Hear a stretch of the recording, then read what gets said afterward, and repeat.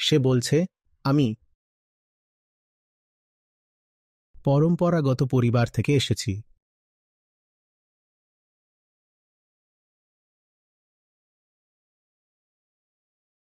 পরিবারে এই প্রথা বহুদিন ধরেই চলে আসছে যে মাসের কিছু নির্দিষ্ট দিনে মহিলারা পূজার ঘর বা মন্দিরে তো জানি না, এমনকি রান্নাঘরেও প্রবেশ করেন না। এই ধরনের বিশ্বাস অনেকটা স্বাভাবিক নিয়মের মতোই মেনে নেওয়া হতো, প্রশ্ন তোলার সুযোগই ছিল না। কিন্তু এখন গত কয়েক বছরে আমাদের প্রজন্মের মেয়েরা এই প্রথা মানা বন্ধ করে দিয়েছে।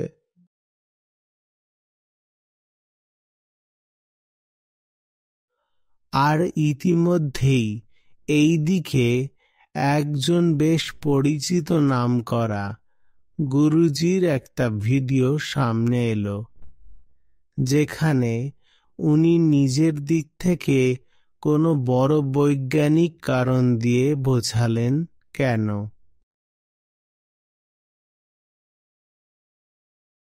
মাসিকের সময় মহিলাদের পুজোর ঘর বা মন্দিরে যাওয়া উচিত নয়।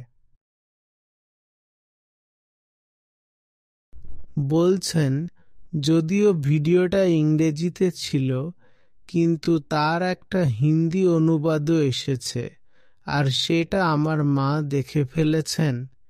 তখন থেকেই মা প্রশ্নকর্তা দেবীজিকে বিরক্ত করা শুরু করেছেন। মায়ের যে পুরনো জেদ ছিল, মায়ের পুরনো গোঁড়ামি, মানে বাড়ির পুরনো রীতি নিয়ে, বাড়ির পুরনো প্রথা নিয়ে, সেটা আবার জেগে উঠেছে। এখন মা বলছেন, দেখো, আমাদের যে পুরনো প্রথা ছিল তা ভুল ছিল না। এত বড় গুরুজিও তো এখন আমাদের সেই প্রথার পক্ষে কথা বলেছেন, তাও আবার ইংরেজিতে। তাই বলছেন, আমার কাছে এখন আর খুব ভালো যুক্তি নেই মাকে বোঝানোর জন্য। মা তো মাই হন, সঙ্গে মাসিও আছেন। তাহলে প্রশ্ন হচ্ছে, এই কথাটায় কি আদৌ কোনো গুরুত্ব আছে যে মাসের কিছু নির্দিষ্ট দিনে নারীরা অপবিত্র হয়ে পড়েন এবং তাই মন্দিরে যেতে পারেন না? না দেবীজি, এই ধরনের কোনো কথাতেই এক ফোঁটাও সত্য নেই। শরীর তো মন্দিরে যায় না, তুমি তো শরীরের কল্যাণ করতে মন্দিরে যাও না।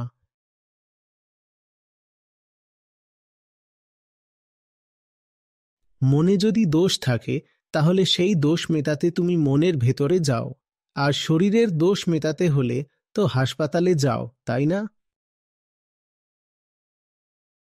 শরীরে যদি কোনো অসুবিধা হয় তাহলে সেটা ঠিক করতে কোথায় যাও? হাসপাতালেই তো যাও। মন্দিরে তো যাই মনের অসুবিধা ঠিক করতে। তাহলে শরীরের মধ্যে কি হচ্ছে, কি চলছে আর কি চলছে না, এর সঙ্গে মন্দিরে যাওয়া না যাওয়ার কি সম্পর্ক? একদম 1% কোনো সম্পর্ক নেই, পুরোপুরি বোকামির মোহ তো ব্যাপার। আর জানি না আজ পর্যন্ত মেয়েরা এমন কথা কেন মানে। 4-5 দিন কোথাও যাওয়া যাবে না, মন্দিরেও যাওয়া যাবে না, রান্নাঘরে যাওয়া যাবে না। কি জানো, হয়তো এই জন্যই এতদিন ধরে বিশ্বাস করে এসেছো যে এই 5 দিন রান্না করা থেকে মুক্তি পাওয়া যায়। তাহলে তো দারুণ ব্যাপার, মেনে নাও। পুরুষরা যদিও খুব বোকামি কথা বলেছে, কিন্তু সেই অজুহাতে যদি 5 দিনের জন্য রান্না থেকে ছুটি পাওয়া যায় তাহলে ঠিক আছে, মেনে নেওয়াই ভালো। 5 দিন ধরে আমরা নাকি অপবিত্র হয়ে যাই, তাই রান্না করব না, তোমরাই করো রান্না। যাকগে, এটা তো হাস্যকর কথা হলো, কিন্তু এর পেছনে যে গভীর দুঃখজনক বাস্তবতা আছে সেটা ভেবে সত্যিই খারাপ লাগে। তোমরা কিভাবে এমন সব কথা বিশ্বাস করতে পারো আর সেগুলো নিজের মেয়েদের ওপর চাপিয়ে দাও? তারপর যখন তোমার মেয়েরা ধর্মের বিরোধিতা করে বসে, তখন তোমাদের খুব আশ্চর্য লাগে আর আফসোস হয়। বলো, এই যুগের ছেলেমেয়েরা তো ধর্ম মানেই না, তুমি যদি ধর্মের নামে এরকম বাজে কথা চাপিয়ে দাও তোমার মেয়েদের ওপর, তাহলে কিভাবে আশা করো যে ওরা ধর্মকে সম্মান করবে? আর এরপর তুমি না জানি কোন কোন গুরুজির ভিডিও মেয়েদের দেখিয়ে দাও। আজকাল এটা এক নতুন ধরনের ব্যবসা শুরু হয়েছে, যে কোনো পুরনো পচাগলা প্রথাগুলোকে যে কোনো ফালতু কুতর্ক দিয়ে ঠিক বলে প্রমাণ করার চেষ্টা চলছে। আর তাতে যদি তুমি দু একটা সায়েন্টিফিক টাইপের কথা জুড়ে দাও, তাহলে তো মনে হয় যেন একেবারে প্রমাণ হয়ে যায় যে আমাদের এই পুরাতন রীতিনীতিগুলোই শ্রেষ্ঠ ছিল। লোকজন একেবারে ফুলে ফেপে ওঠে, বুকটা গর্বে ছড়িয়ে যায়, বলে, দেখো আমাদের সংস্কৃতিতে যা কিছু আছে তার চেয়ে উঁচু কিছু হতেই পারে না। আরে, যেখান থেকে এইসব পরম্পরা এসেছে সেই লোকগুলো তো দারুণ বৈজ্ঞানিক ছিল। যারা তোমাদের দেশের আসল বিজ্ঞানী ছিল, পরম্পরাবাদী পরিবার থেকে এসেছি। আমি যদি তোমাকে জিজ্ঞেস করি আর্যভট্টের নাম জানো, তুমি হয়তো জানবে না। আমি যদি বলি সুশ্রুতের নাম জানো, সেটাও হয়তো জানবে না। অথচ ওরাই ছিল আসল বিজ্ঞানী। কিন্তু প্রাচীন ভারতের নামে তুমি এমন সব মূর্খতার কথা জানো, আর আজকে তুমি এগুলোকে বৈজ্ঞানিকভাবে প্রমাণ করতে উঠে পড়ে লেগে যাও। আর এটা করার জন্য তোমরা কিছু ছদ্মবিজ্ঞানী টাইপের গুরুজিও পেয়ে যাও, যারা বলে হ্যাঁ হ্যাঁ একদম ঠিক আছে। প্রাচীন ভারতের যে প্রকৃত গৌরব ছিল তার সম্পর্কে তোমাদের কোনো জ্ঞানই নেই। দর্শনশাস্ত্রে প্রাচীন ভারতের কোন মহৎ দার্শনিক ছিলেন সেটা তুমি জানো না। নাট্যশাস্ত্রে কারা ছিলেন সেটা জিজ্ঞেস করলে তুমিও জানবে না। সাহিত্যিক কারা ছিলেন তাও তোমার অজানা। বিজ্ঞানী কারা ছিলেন, গণিতজ্ঞ কারা ছিলেন, তুমি কিছুই জানো না। চিকিৎসাশাস্ত্রের পণ্ডিত কারা ছিলেন সেটাও তুমি জানো না।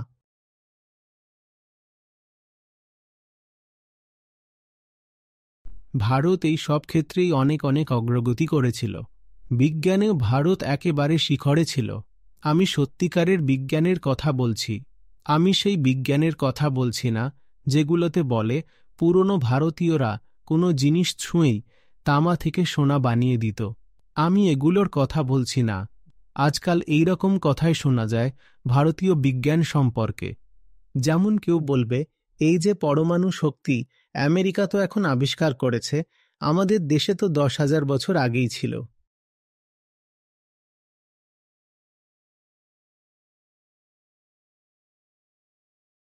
এক ভদ্রলোক তো বলেই ফেললেন, এই যে অ্যামাজনের অ্যালেক্সা, এটা এখানে রাখা আছে, তো দেখলাম ওকে বলা হচ্ছে অ্যালেক্সা ওই গানটা বাজাও, আর সে সত্যিই গানটা বাজিয়ে দিচ্ছে। বলল, এ কোনো জিনিস নাকি? এ তো আমাদের রামায়ণ মহাভারতে অনেক আগেই ছিল। সেখানে তো কাউকে কোনো কাজ করতে বললেই সেই জিনিস নিজে থেকেই করতে শুরু করত। অ্যালেক্সা তো শুধু গান চালাতে পারে।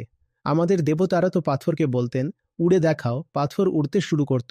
তো দেখো, এই সব বিষয় বুঝতে আমেরিকার মতো দেশগুলোরও অনেক সময় লাগবে। এইসব কিছুই নয়।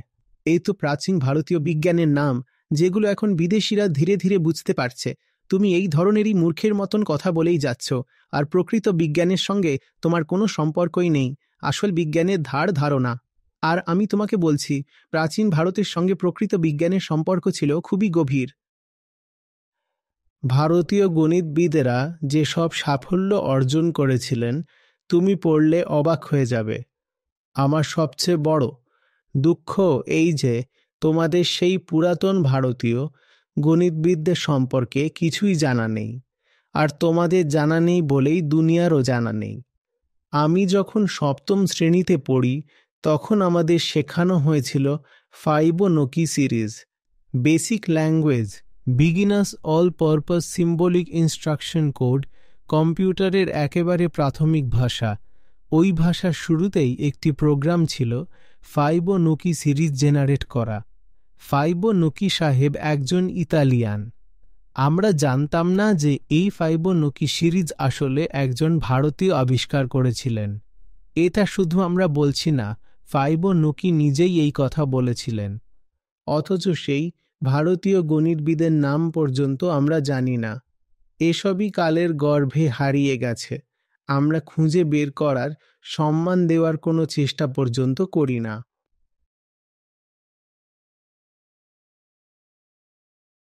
আমরা লোকজন এমন সব কথা বলতেই থাকি। এখন আবার আসছে দীপাবলি, তখন দেখবে কেউ বলবে, দেখো নাসার একটা স্যাটেলাইট ওপর থেকে ছবি তুলেছে, দীপাবলির দিন পুরো ভারত কেমন আলোয় ঝলমল করছে। তুমি কি পাগল হয়ে গেছো? ঠিকঠাক বলো তো, বিজ্ঞানে দশম শ্রেণীতে কত নম্বর পেয়েছিলে? ফেল করেছিলে, তাই না? এই সব কথা একেবারে মহাবোকা লোকেরাই বলতে পারে। তুমি বলতে চাও যে তোমার বাড়িতে যেসব চীনা লাইট লাগাও সেগুলো নাসার স্যাটেলাইট থেকে দেখা যাচ্ছে, আর সেই আলোয় নাকি পুরো ভারতের মানচিত্র ঝকঝক করছে? বাহা, দারুণ চলছে ব্যাপারটা। সবাই একে অপরকে এইসব মেসেজ ফরওয়ার্ড করে যাচ্ছে ধুমধাম করে। খুব গর্ব হয় শুনে। কি ব্যাপার, কি ব্যাপার?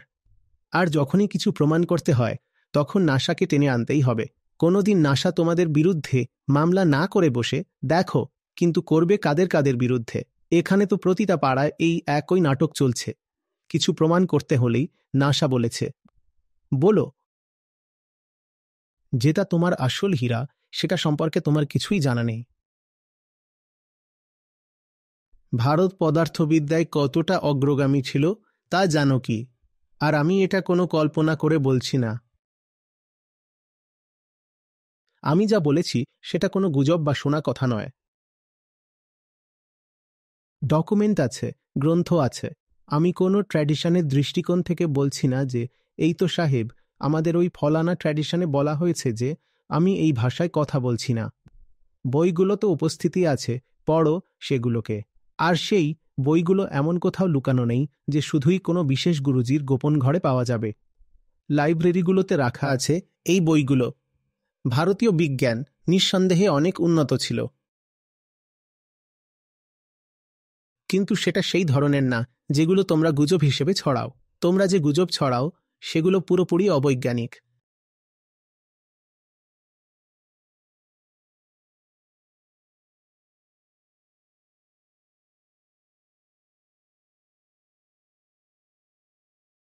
এখন আমি তোমায় কি বোঝাই, কিভাবে ব্যাখ্যা দিই যে পিরিয়ডস চলাকালীন মহিলারা অপবিত্র হয়ে পড়েন? কি বলবো আমি? বলার মতো কিছুই নেই আমার কাছে। এই জিনিসে 1% সত্যতা নেই। হ্যাঁ, এটুকু অবশ্যই দেখা যায়, তুমি যে কোনো জায়গায় যাও আর সেই জায়গাটা যদি তোমার কাছে মূল্যবান হয় তাহলে অন্তত শরীরের পরিষ্কার পরিচ্ছন্নতার দিকে তো নজর দাও। এই ব্যাপারটা মূল বিষয় নয়, কিন্তু তবুও করো। তাই এটুকু করেই ফেলো। এর একটা হাইজিনিক মানে থাকতে পারে, কিন্তু কোনো স্পিরিচুয়াল মানে নেই। আর সেই হাইজিনের যে গুরুত্ব আছে সেটা তো তুমি মন্দিরে যাও বা অফিসের মিটিংয়ে যাও বা অন্য কোথাও যাও, সব জায়গাতেই প্রযোজ্য। তুমি কারো সাথে দেখা করতে গেলেও যদি তোমার জুতোর মধ্যে কাদা লেগে থাকে তাহলে তো দরজার বাইরে ডোরম্যাটে খুলে রাখো, তাই না? নিজের বাড়িতেও ঢোকো যখন, তখন কি জুতো পরে রান্নাঘরে ঢুকে পড়ো? না তো। এটা খুব সাধারণ পরিষ্কার পরিচ্ছন্নতার ব্যাপার। এর মধ্যে কোনো আধ্যাত্মিক দৃষ্টিভঙ্গি একেবারেই নেই। পরিষ্কার থাকো, পরিচ্ছন্নভাবে থাকো, এটুকুই। আত্মার সাথে তোমার দেহের কোনো কাজকর্মের কোনো সম্পর্ক নেই। আর সেই সব কাজ যেগুলো তুমি চাওনি, শুরু করনি, যেগুলোর ওপর তোমার কোনো নিয়ন্ত্রণই নেই, যেখানে তোমার চেতনার কোনো ভূমিকা বা অধিকারই নেই, সেগুলো তো একদম স্বাভাবিক প্রাকৃতিক ব্যাপার। যেমন পেটের মধ্যে খাবার হজম হওয়া। এটা এমন একটা কথা যেন কেউ বলে বসে যে যদি ঠিকমতো খাবার হজম না হয় তাহলে মন্দিরে যেও না। আরে ভাই, এটা তো প্রাকৃতিক ব্যাপার। আমি কি করে জানবো হজম হবে কি না?